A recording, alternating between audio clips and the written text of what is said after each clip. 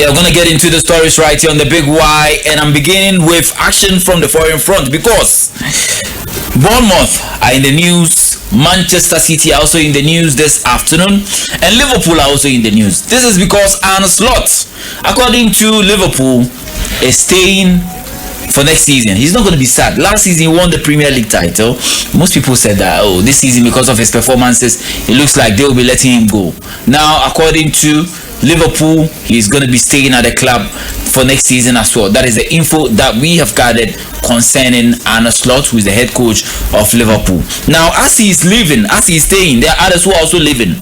One of them is Andoni Iraola. He has made AFC Bournemouth aware that at the end of the season he's leaving the club. Bournemouth have also decided to sign a new gaffer. His name is Marco Rose. He used to coach Dortmund. He also coached RB Leipzig, and he also coached Eintracht Frankfurt. Andoni Iraola at the press conference ahead of their game that they will be playing tomorrow spoke.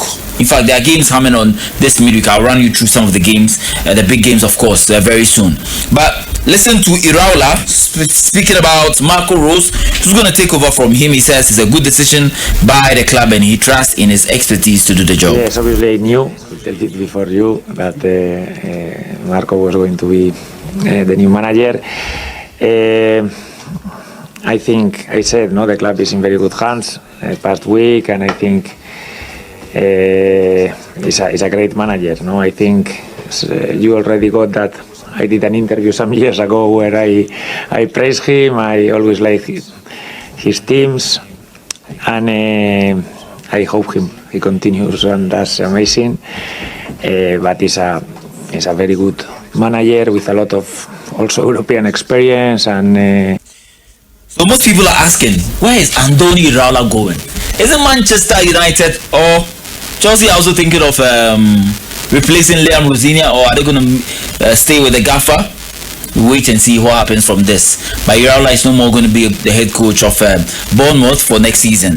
And as we are talking about coaches, let me also add that one coach that is gaining a lot of interest at the end of the season is Pep Guardiola. Guardiola might be leaving City, according to reports. Enzo Maresca is lurking around. He might be the one that they appoint. There's also Xabi Alonso, because Arne Slot is staying at Liverpool. So maybe Alonso will be replacing Pep Guardiola. We don't know that yet. But Leonardo Bonucci is a former Italy defender, and he says that if we are talking about coaches that will help the Italian national team, he's looking through the coaches and he feels Pep Guardiola for Italy will be best. Don't forget, Pep played in Italy, played for Brescia alongside Baggio and Steven Appiah, if you don't remember that.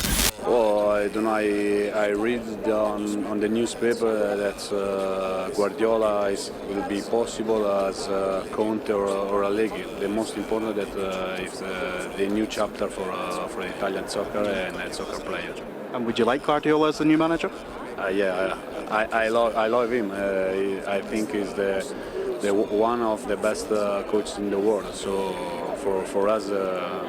Can you imagine Pep Guardiola at Italy? The Azzurris. You know the Azzurris and the type of football that they love. With Pep Guardiola needing to stamp his authority on a team, I think it usually takes time. Pep Guardiola coaching a national team. Do you expect that soon? Are you thinking of that to happen anytime soon? Well, that is from Leonardo Bonucci. You are still live on Y1025 FM. Think of the man himself, Pep Guardiola, ahead of their game tomorrow against Burnley. The gaffer was at a press conference talking about players who are not available. Rodri will not be playing. Rodri was in action against Arsenal, but he's not going to be in action for the game that they will be playing tomorrow. Pep spoke about that, and he also spoke about how the title challenge between his team and Arsenal will be continuing even if they win tomorrow. Arsenal will have been top of the Premier League table for 200 days in a row. What does it mean to you to have the opportunity tomorrow night to go back into the lead? That means how good they have been, how consistent they have been, and a game to try to be same points at them.